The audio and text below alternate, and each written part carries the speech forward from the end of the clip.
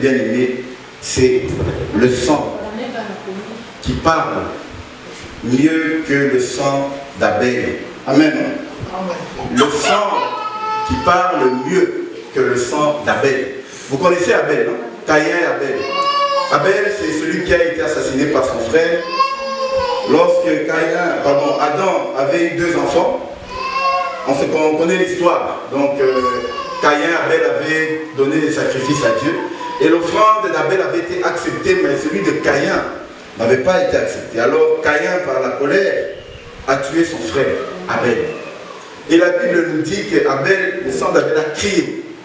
C'est pourquoi le sang bien-aimé, Makila, le sang, a un langage. Amen. Amen. Le sang parle. Et comme je viens de dire le thème, le sang qui parle mieux que le sang d'Abel. Bien-aimé, saute au tamis de l'eau. Aujourd'hui, il y a tellement de meurtres. Regardez dans le monde aujourd'hui. Vous allez entendre, si vous ouvrez votre télévision, vous allez entendre meurtre à gauche. Il y a eu un meurtre par ici. Baboumati Moutoua, on a tué quelqu'un par là. Il y a bien aimé tout ça. Mais tout ce sang qui est versé, le sang de ces personnes crie. Amen. Le sang parle. Le sang a une voix. Parce que le Seigneur lui-même a dit que l'âme se trouve où? Dans le sang. Amen. Non? Alors bien aimé, si l'âme se trouve dans le sang, alors écoutons un peu ce message où la Bible nous dit que le sang parle mieux que le sang d'Abel. J'aimerais qu'on puisse commencer par lire d'abord un passage. C'est dans Hébreux chapitre 12, à partir du verset 14. Hébreux 12, à partir du verset 14 jusqu'au verset 24. Hébreux chapitre 12. Hébreux chapitre 12. Hébreux chapitre 12. 12 combien?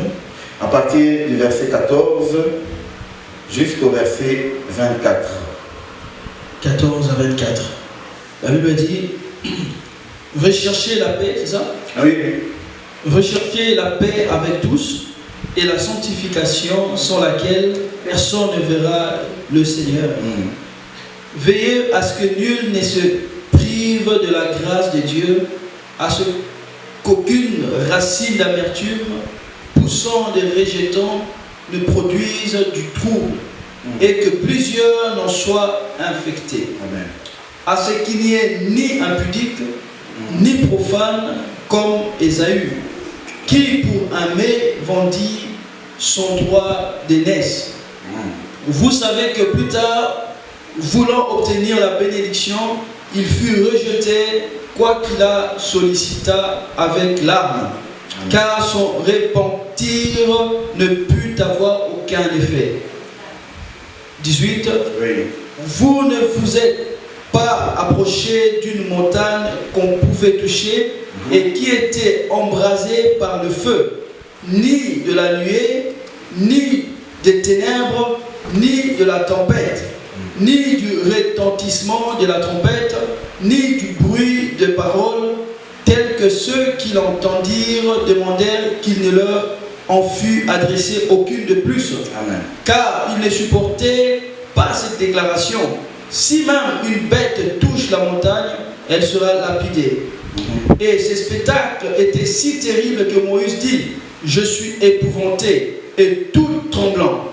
Mais vous, vous êtes approchés de la montagne de Sion, de la cité des dieux vivants, la Jérusalem céleste, des myriades qui forment le cœur des anges, de l'assemblée de premiers-nés inscrits dans les cieux du juge qui est le Dieu de tous, des esprits des justes parvenus à la perfection. 24, de Jésus qui est le médiateur de la nouvelle alliance et du sang de l'aspersion qui parle mieux que le sang d'Abel. Amen. Bien aimé, le sang qui parle mieux que le sang d'Abel. Ici, quand on parle de ce récit, on voit l'Hébreu nous parle, bien aimé, il commence au verset 14. Recherchez la paix avec tous et la sanctification, sans laquelle personne ne verra le Seigneur. Amen. Le verset commence par dire ça. Cherchons la sanctification. Et après, le verset va nous parler le sang qui parle mieux que le sang d'Abel.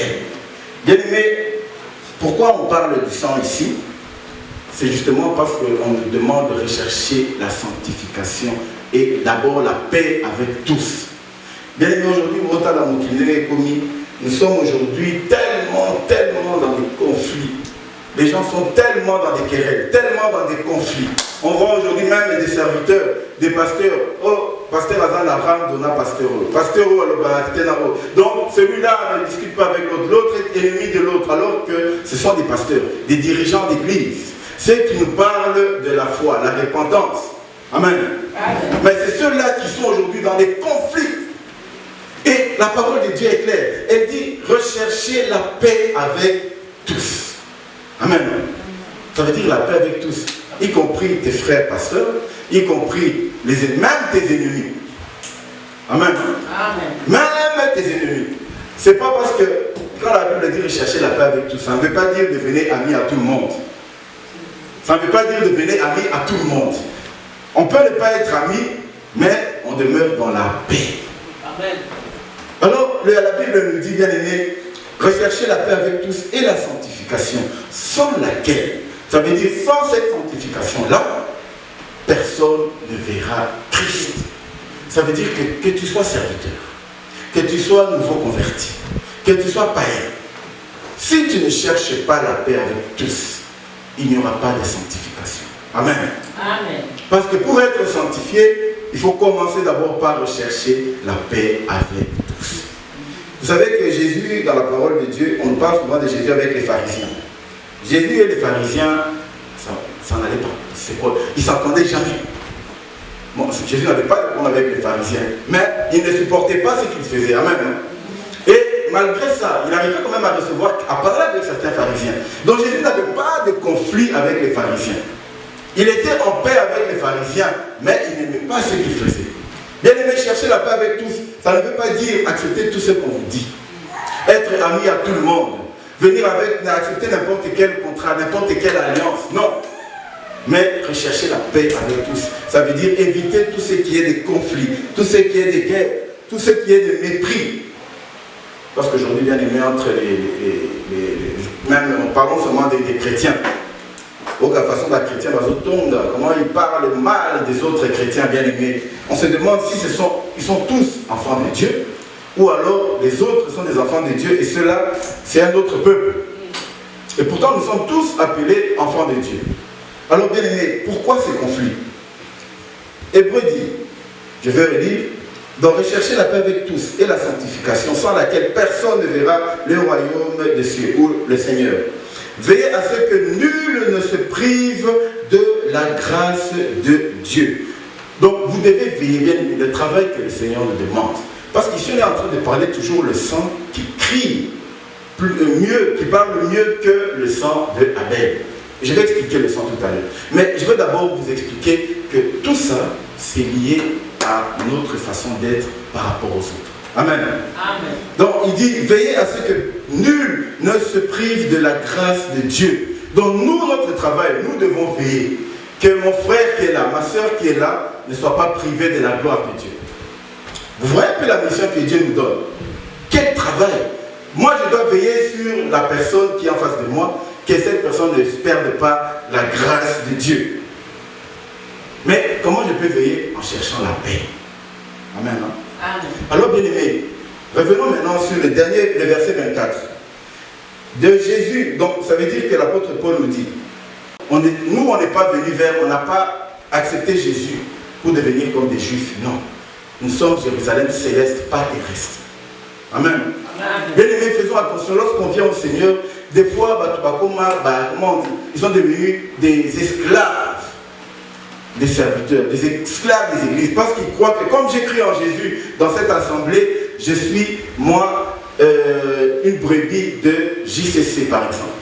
Je suis une brebis de ADJC. Tu n'es pas une brebis, tu es une brebis du Seigneur. Amen. Hein? Nous sommes des brebis du Seigneur. Bien aimé, c'est très important parce que la suite va dépendre de si on comprend ça.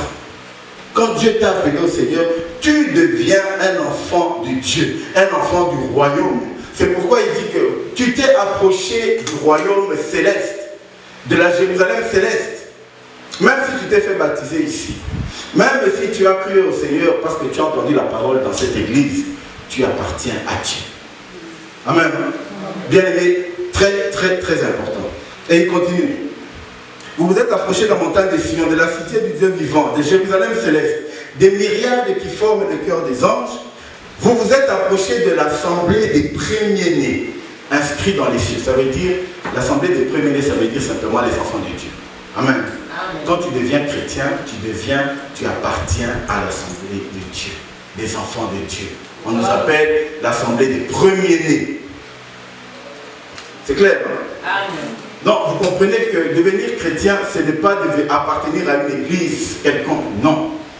C'est appartenir d'abord à Dieu. Alors, c'est pourquoi l'apôtre Paul dit, maintenant, si vous vous êtes assemblés, je vais essayer de lire parce que ma tablette est un peu déchargée, je vais utiliser mon téléphone. Donc, je vais lire, dans Hébreu, c'est toujours Hébreu chapitre 12, verset 23. Alors, la Bible nous dit, alors si vous vous êtes approchés de l'assemblée des premiers-nés, du juge qui est le Dieu de tous, des esprits, des justes parvenus à la perfection, alors si vous vous êtes approchés de Jésus, c'est verset 24, qui est le médiateur de la nouvelle alliance, alors vous vous êtes approchés du quoi? Du sang de l'aspersion qui parle mieux que le sang d'Abel. Amen. Amen. Donc, quand tu as cru en Jésus, tu t'es approché. Donc, ça veut dire que tu es venu là où il y a le sang qui parle mieux que le sang d'Abel. Et c'est le sang de qui parle mieux que le sang d'Abel? Le sang de Jésus. Amen. Donc, tu t'es approché du sang de Jésus. Et la Bible nous dit que tu es venu vers le sang qui parle mieux que le sang d'Abel. Avant de te dire ça, il te dit abandonne les mauvaises choses. Amen. Amen. Il te dit cherche la paix avec tout le monde. Évite les conflits. Cherche la paix avec tout le monde. Que tu sois chrétien. Que celui-là soit païen ou bien aimé. Les chrétiens, on n'est pas appelés à être en conflit avec les païens. Dieu ne nous a pas demandé d'être en conflit avec les païens. Amen. Amen. Il a dit chercher la paix avec tous. Cherchez d'abord la paix. Parce que nous nous sommes approchés d'un sang qui parle mieux que le sang d'Abel. Maintenant, parlons de ce sang. Comment le sang de Jésus parle? Revenons d'abord à Abel. On va comprendre d'abord comment le sang d'Abel a parlé. Qu'est-ce que le sang d'Abel avait dit? Comme ça, on va comprendre le sang de Jésus. Amen. Lisons Genèse. Genèse, prenons nos Bibles. Alors, nous allons lire dans Genèse chapitre 4. On va lire du verset 10 au verset 11. Ici, quand Caïn a tué son frère Abel, et Dieu vient maintenant poser la question à Caïn, oui. Où est ton frère? Caïn va lui répondre méchamment pour dire que voilà, je ne suis pas le gardien de mon frère. Mais écoutons ce que la parole de Dieu nous dit. Oui, Genèse chapitre 4, verset 10 à 11. Genèse 4, 10 à 11. Oui. Et Dieu dit, qu'as-tu fait? La voix du sang de ton frère crie de la terre jusqu'à moi. Maintenant, tu seras maudit de la terre qui a ouvert sa bouche pour recevoir de ta main le sang de ton frère. Amen. Amen. Merci papa. Donc Dieu dit, quand Dieu demande à Caïn, qu'est-ce que tu as fait? Qu'est-ce que tu as fait? Pourquoi Dieu lui pose la question? Parce que Dieu dit, la voix, bien écoutez bien les paroles, la voix du sang de ton frère. Donc vous voyez, quand je parle, vous entendez ma voix. Vous êtes comme mon amen. Et Dieu dit à Caïn, Mungongo, Yamakila de Konao. Donc la voix du sang de ton frère est montée jusqu'à moi. Bien aimé, le sang a une voix. Amen. Le sang a une voix. Donc Dieu, ce qu'il a entendu, il n'a pas dit que ton frère est venu. Non, non, non. Le sang, la voix de son sang est arrivée jusqu'à moi. Et il continue. Il dit, la voix du sang de ton frère crie de la terre jusqu'à moi. Donc de la terre là où tu l'as tué, la voix, le sang monte, la voix du sang monte jusqu'au ciel. Et Dieu entend la voix. Mais qu'est-ce que la voix disait? Qu'est-ce que la voix de Caïn, d'Abel disait? Et il continue verset 11. Maintenant, tu seras maudit. de la terre qui a ouvert sa bouche pour recevoir de ta main le sang de ton frère. Amen. Donc tu recevras de la terre, je vais relire, mais tu seras maudit de la terre qui a ouvert sa bouche pour recevoir de ta main le sang de ton frère. Donc Dieu va dire à Caïn, maintenant toi tu seras maudit à cause du sang de ton frère qui est monté vers moi. La voix de Caïn, la voix d'Abel qui va aller vers Dieu, la voix demander à Dieu de faire quoi? De lui faire vengeance. Amen. Amen.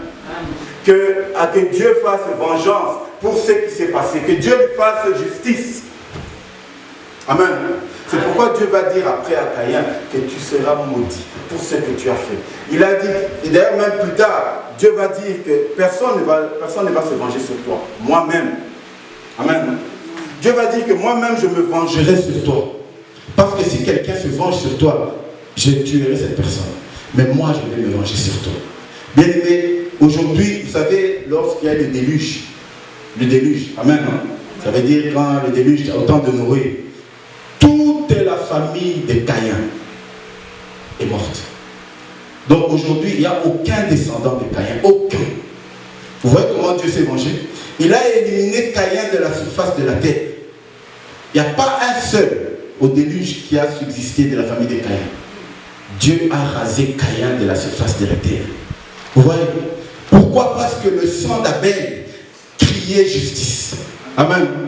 Le sang de l'homme demande la justice.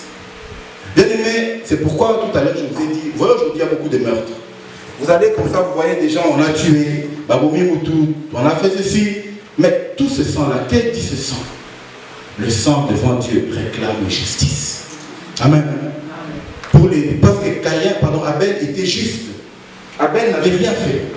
Mais lorsque son frère l'a tué, son sang est allé réclamer à Dieu, fais-moi justice.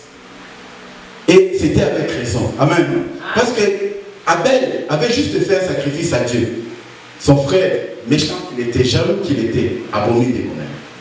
Il a tué. Et le sang est allé réclamer justice et vengeance. Amen. Alors la Bible nous dit maintenant, nous qui sommes venus à Dieu, nous devons arrêter des querelles, des conflits, des problèmes. Pourquoi? Parce que notre sang à nous, nous nous sommes approchés d'un sang qui parle mieux que le sang de Abel.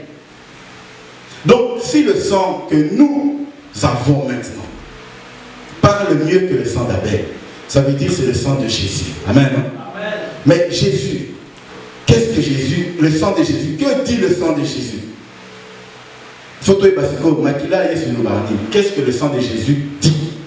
Pour que la Bible nous dise que ce sang-là parle mieux que le sang de Abel.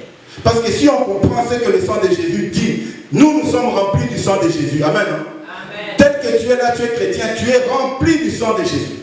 Alors maintenant, le sang qui est en toi, qu'est-ce que le sang réclame? Parce que le sang d'Abel, ça veut dire le sang de l'homme qui était encore dans la loi, l'homme qui était encore pécheur.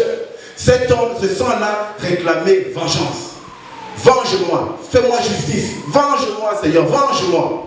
Maintenant, nous sommes remplis du sang de Jésus. Qu'est-ce que le sang de Jésus dit? Lisons. Amen. Amen. Écoutons maintenant ce que le sang de Jésus va dire. Nous allons lire dans Colossiens chapitre 1, verset 20. Écoutez maintenant le sang de Jésus.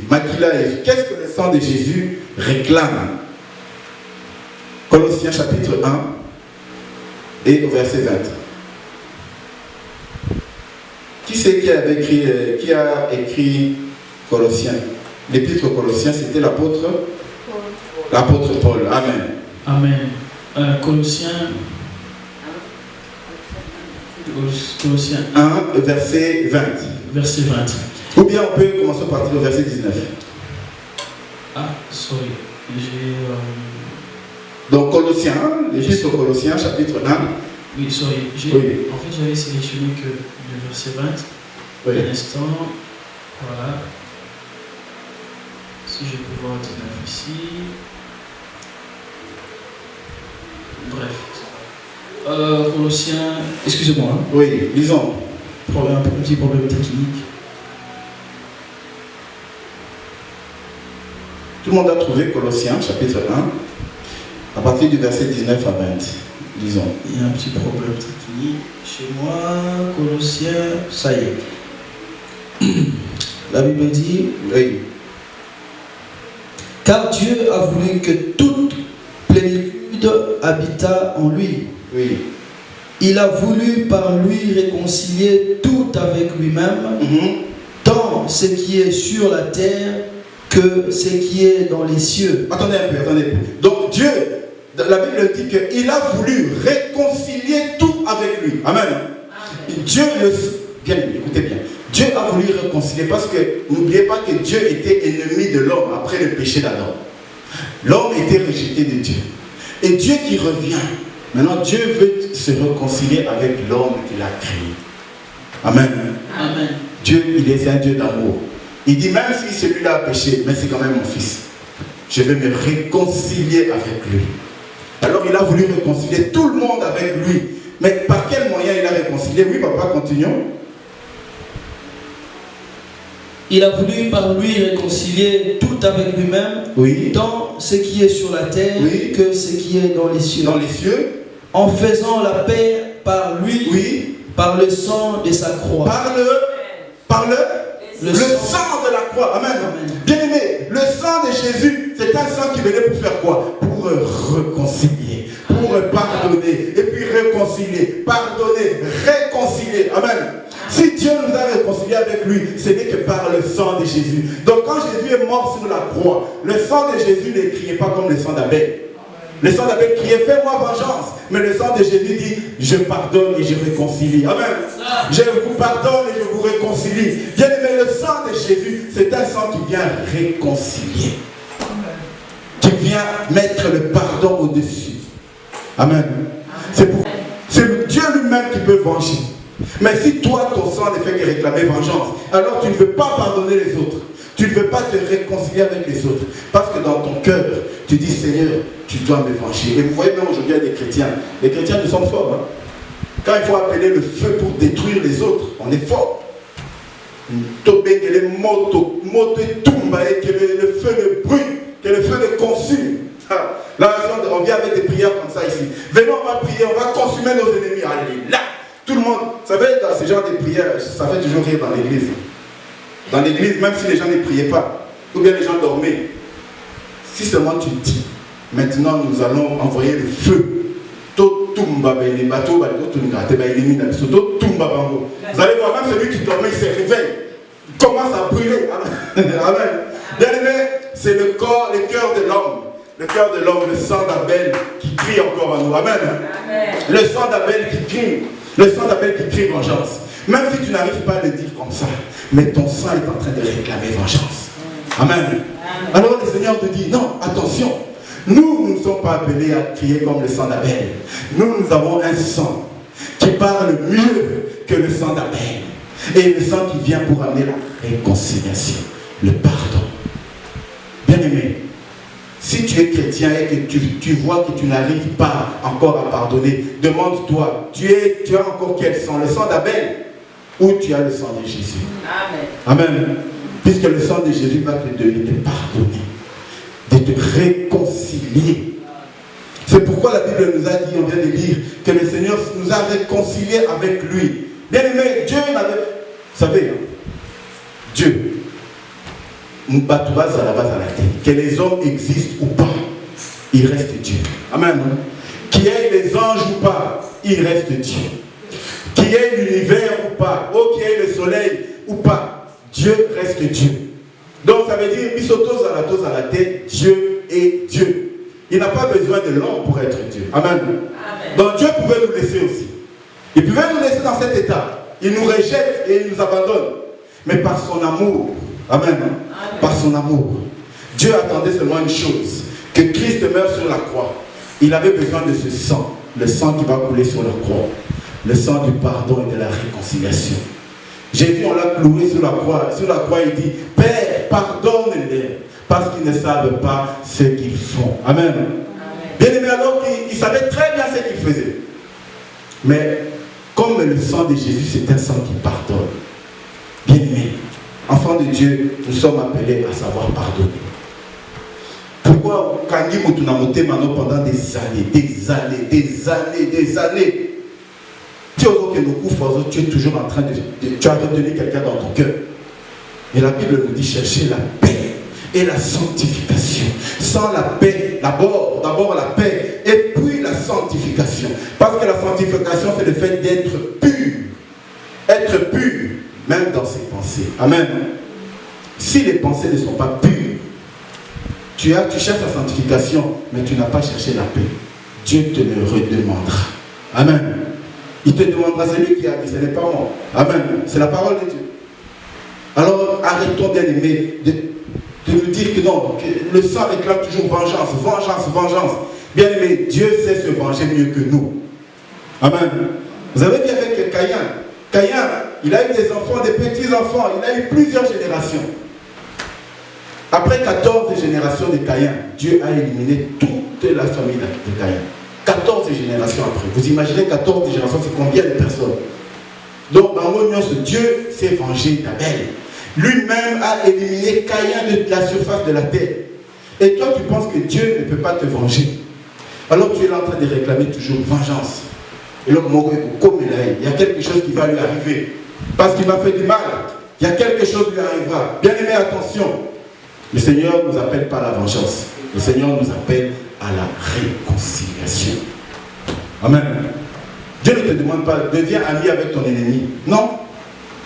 Dieu n'a pas dit, va chercher tous tes ennemis, devenez des amis. Non, ce n'est pas ce que Dieu dit.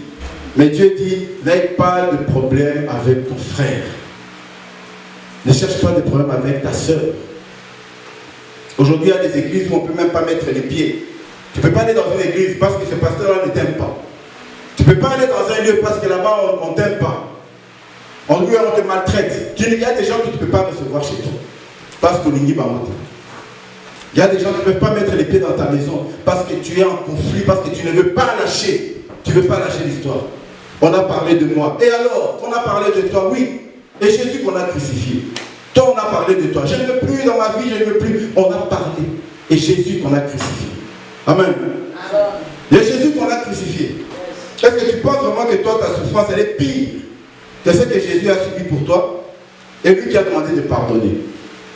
Bien aimé, un enfant de Dieu doit savoir pardonner. Amen. Amen. C'est pourquoi on va lire un peu dans Éphésiens. Éphésiens chapitre 4, verset 32. Éphésiens 4, 32. Disons ce que l'apôtre Paul dit. Éphésiens 4, 32.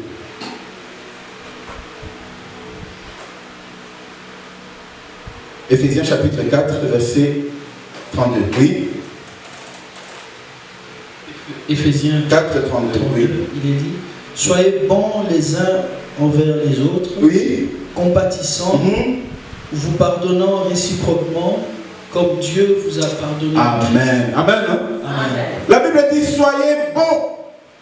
Soyez bons. Bien aimé, la Bible, écoutez-moi, la Bible ne demande pas d'être gentil. Les gens croient que quand tu es gentil, tu es bon. Non. Les gens les plus mauvais là, ils sont très gentils. Amen. Les gens qui sont les plus mauvais là, ils sont très gentils. Parce qu'ils cachent quelque chose derrière. Amen. La gentillesse et la bonté, ce n'est pas la même chose. La bonté, c'est une nature. La gentillesse, c'est un aspect extérieur. La Bible dit, soyez bons. Ça veut dire au fond de vous, soyez bons, soyez vrais. Cherchez le bien pour tous. Amen. Il dit, soyez bons. Je vais relire. Il dit, soyez bons les uns envers les autres, compatissants, vous pardonnant réciproquement, comme Dieu vous a pardonné en Christ. On doit apprendre à se pardonner réciproquement. Tu as eu un problème avec ton frère il y a des années. Tu as eu des problèmes avec ta soeur il y a des années. Il est temps un moment de revenir chez ton frère. Écoute mon frère, on a eu des problèmes pendant des années. Je te demande pardon si je t'avais fait du mal. Mais toi, oublions ces problèmes. Oublions les problèmes. Tu vas vivre avec ces problèmes. Dieu te le demandera parce que c'est la parole de Dieu. Amen. Vous n'imaginez pas combien de versets dans la Bible demandent d'être bon, de pardonner. Combien de versets? Pourquoi Dieu revient tout? Revenez, soyez en bon terme avec les autres. C'est vrai qu'il y a des gens qui nous ont fait très mal, qui nous ont peut-être détruits. Mais il y a un moment où il faut revenir, se réconcilier. Juste pour être en paix avec ton âme et en paix avec Dieu. Pas pour devenir des amis. Amen. Il faut savoir se réconcilier. Le sang, comme on vient de dire dans notre thème d'aujourd'hui, nous nous sommes approchés du sang qui parle mieux que le sang d'Abel. Si tu es enfant de Dieu, ton sang doit parler mieux que le sang du païen, que le sang de celui qui ne connaît pas Dieu. Si celui qui ne connaît pas Dieu, lui, ne sait pas pardonner, toi qui es chrétien, tu dois savoir pardonner. Si lui qui est païen, il ne sait pas comment se réconcilier, toi qui es chrétien, tu dois savoir comment te réconcilier. Bien aimé, vous savez, hein, c'est la parole de Dieu qui dit, quand tu es en colère contre toi, ou bien tu retiens quelqu'un dans ton cœur, ce n'est pas lui que tu mets en prison, tu te mets toi-même en prison. Amen. Toi-même, tu te mets en prison. Ça veut dire que toi-même, quand tu penses à la personne, ton cœur est en train de te faire mal. Ton cœur, mais c'est ton cœur. Lui, peut-être, il n'est même pas là-bas. Mais toi, tu souffres parce que tu penses à cette personne. Mais cette personne-là, alors libère-toi. Libère-toi. Apprenons à pardonner. Apprenons à nous réconcilier. Nous avons un sang qui parle mieux que le sang d'Abel. Mieux que le sang des gens du monde. Nous avons le sang de Jésus. Amen. Amen. Bien aimé, c'est pourquoi je vais m'arrêter ici en disant ceci. Vous savez, le Seigneur, c'est lui qui dit, hein, recherchez la paix avec tous, c'est la sanctification, sans laquelle personne ne verra le Seigneur. Je vais relire juste le passage, c'est dans Hébreux chapitre 12, et je vais vous faire voir quelque chose. Hébreux chapitre 12, hein, on revient. Hébreux 12. Bien aimé, cherchez la réconciliation. Je sais que des fois, quand on prêche sur la réconciliation, il y a des gens, au fond d'eux, ils se disent, moi je n'arriverai pas, je ne vais pas arriver à me réconcilier avec la personne, parce qu'il m'a fait trop mal. C'est pour ça que Dieu te demande de te réconcilier, parce que ça t'a fait mal. Amen. Amen. Si ça ne faisait pas mal, Dieu n'allait pas te demander de te réconcilier. S'il te demande, c'est parce que oui, ce sont des choses qui te font mal. Alors, je vais relire, Hébreux chapitre 12, à partir du verset... Je vais lire à partir du verset 14. C'est à partir du verset 14. Alors, recherchez la paix avec tous et la sanctification, sans laquelle personne ne verra le Seigneur. Veillez à ce que nul ne se prive de la grâce de Dieu, à ce que qu'aucune racine d'amertume poussant des rejetons ne produise de trouble. Ça veut dire que, vous savez, quand il y a quelque chose, ça commence par une petite racine. Moi, les Kamoko tiens qui n'a moutou, ou bien un petit problème, tu l'as mis dans. C'est comme une racine, un rejeton. Une plante, et quand tu vas planter quelque chose, ça commence à pousser. Amen. Alors, quand le mal commence à pousser dans ton cœur, ça pousse, ça grandit, ça devient comme un arbre, ça commence à produire des fruits. C'est là où tu commences à rejeter quelqu'un. Tu peux même aller jusqu'à tuer quelqu'un, parce que la petite graine a donné des fruits, elle a grandi dans ton cœur. Et le Seigneur nous demande de ne pas arriver à ce niveau-là. Nous devons apprendre à nous réconcilier. Bien aimé. Si les chrétiens ne se réconcilient pas, en quoi nous sommes différents des païens? Si les chrétiens ne savent pas pardonner, en quoi nous sommes différents des païens? Comment tu peux être dans la même famille, ton frère, ta soeur, vous ne vous parlez pas pendant des années? Tu ne veux plus entendre parler de ton frère, ton propre frère, ta propre soeur, ton propre père, ta mère. Tu ne veux plus entendre parler de tes parents parce qu'ils m'ont fait du mal. Le Seigneur dit, si tu ne cherches pas la paix, la sanctification, tu n'atteindras jamais la sanctification. Et tu ne verras pas le Seigneur. Amen. Nous devons rechercher la paix. Recherchons la paix. Enterrons le temps de guerre. Même la Bible dit, il y a un temps de guerre et il y a un temps de paix. Il y a un temps pour tout. Il y a un temps pour tout. Il y a un temps où vous étiez en conflit. Et des fois, bien aimé, des fois le Seigneur fait les choses. Il laisse passer le temps pour effacer la douleur. Et quand la douleur est effacée, réconcilie-toi avec ton frère. Amen. Amen. Réconcilie-toi avec ton frère. Parce que ta sanctification dépend de la situation que tu vis. Si tu veux te sanctifier, ça dépend de cette situation-là. Ce que bon, si situation en a, ta sanctification est en danger. Amen. Alors,